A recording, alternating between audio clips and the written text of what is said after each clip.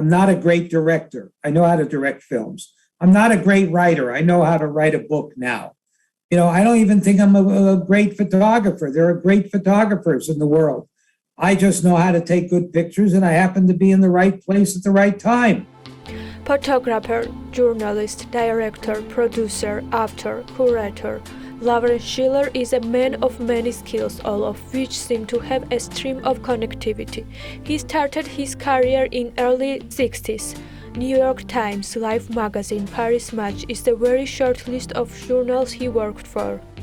As Lawrence was often present at the filming of the films, Paul Newman, Robert Redford, Clint Eastwood, Barbara Streisand, Alfred Hitchcock, and Tippi Hedren are among the icons he had privilege to work with.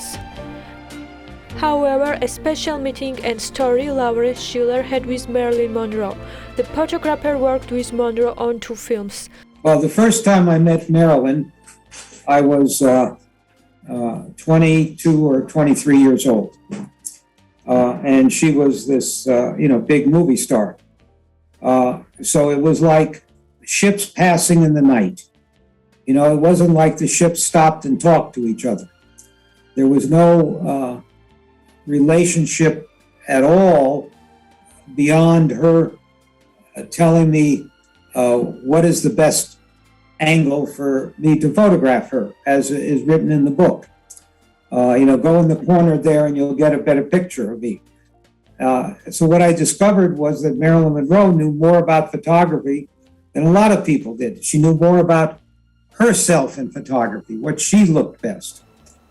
And even though, I tried to think that she was just another pretty girl I was photographing, this was the first pretty girl that knew more about photography than maybe even I knew about photography, photographing girls or women or young ladies or what. Larry, you have met Marilyn twice, so how did she differ from those years apart? So there's nothing really special about that first visit, okay? She doesn't look in the first visit as if she has problems in life, but yet I don't have a relationship with her. So how would I even know that she has problems in life? You see, by the time I meet her 2 years later, written all over her face are problems in life. It looks like she's been run over by 100 trucks in her life. And little by little, building a relationship with her, do I discover in conversations what her problems are. We all know what her public problem is, that she shows up late.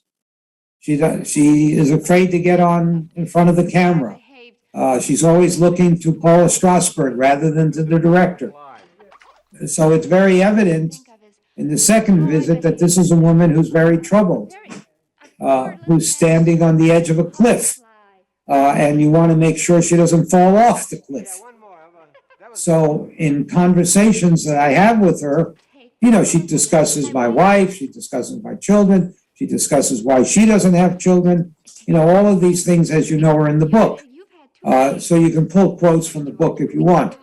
But basically it was, a period of a week or two, or, meeting her at her house and things like that, that you build a relationship. And then you see that you're involved, not involved sexually, but you're interacting, you're involved with somebody who has deep problems, not only in her life, but in her working relationship with the studio and the people around her.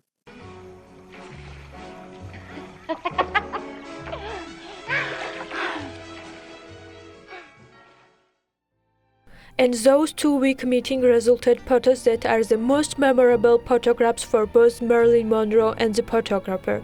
Merlin and I is a book by Lawrence Schiller in which we can get to know their conversation in detail and spend those 2 weeks with the legend of cinema. Also, we can find out what happened on the movie set, which happened to be the last movie she worked for. The idea of the famous pool photos belonged to Monroe herself. Well, that was only one of the weapons that she wanted to use, because the same studio is making a film called Cleopatra with Elizabeth Taylor and Richard Burton, and they're going millions of dollars over budget.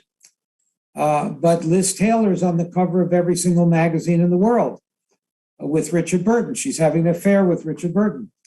So the studio's not worried about going millions of dollars over budget because they know the film is going to sell. But now, on the other hand, Marilyn is going over budget and there's no publicity. Nobody's interested in Marilyn.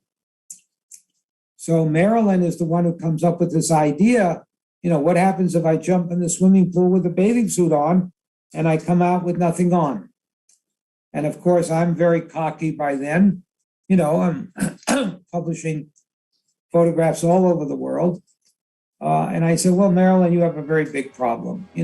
And just that answer alone allows you to know that I built a relationship with her. You have a big problem. What's the problem, Larry? Well, the problem is, Marilyn, you're already famous. You're now going to make me famous. Well, that's a cocky kid. Don't be so famous. Don't be so cocky, Larry. I'm going to fire you in 2 seconds. Of course, she's joking also, but she's letting me know who the boss is. Lawrence, what do you think? What was the Merlin's biggest secret? Because after so many years, we still talk about her. Well, let me put it this way. Marilyn is like John F. Kennedy.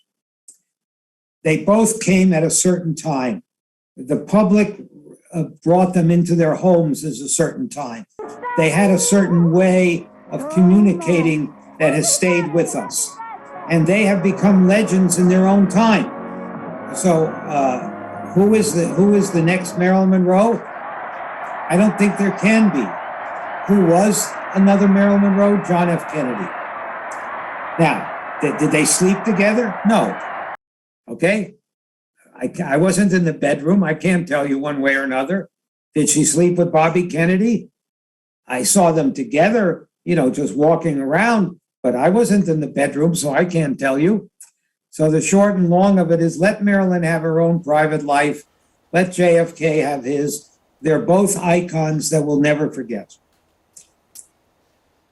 It's the first time these tapes have actually ever been heard. Lawrence Schiller has worked on a number of mystery cases. As he says, it's a challenge for him to cover famous trials in a way that no one else could. It was Schiller who was in prison with OJ Simpson when Simpson was accused of murdering his wife. Along with OJ Simpson, he answered letters, and it was with the money generated by this book that Simpson's defense process was financed in court. American Tragedy is a work that Schiller published in relation to the Simpson case and turned it into a documentary film. During the trial, Schiller recorded interviews with judges and witnesses. Those recordings were used 20 years later for a documentary film. Well, it wasn't difficult to work with him at all because he couldn't even go for coffee. He had to sit there in front of me. And that was better than being in the 8x10 cell with bars and so forth.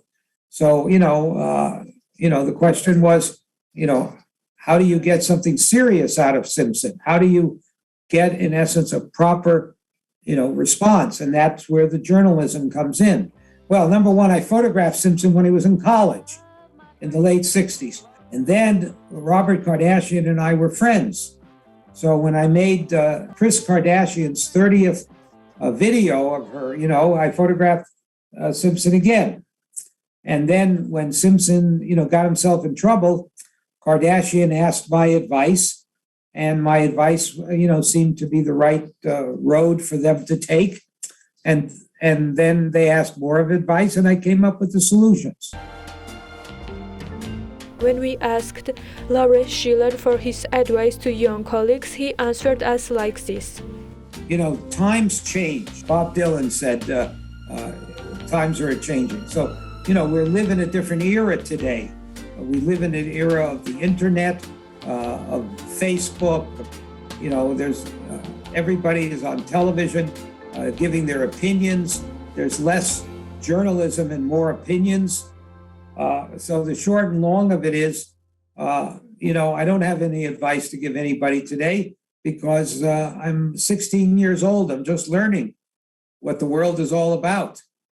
Thank you, Larry, for the interview. It was a great honor to talk to you about your life and career. Thank you for your patience. Bye-bye.